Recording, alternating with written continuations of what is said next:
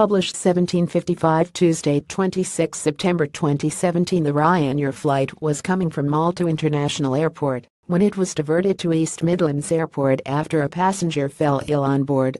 It left Lucca on Sunday at 1:35 p.m., 50 minutes after it was scheduled to take off, and is due to arrive in the capital at 3:45 p.m.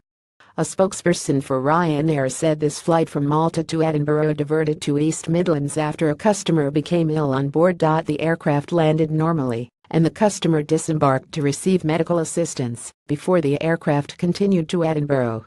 Ryanair apologized to customers affected by this short delay. Merge accounts custom true.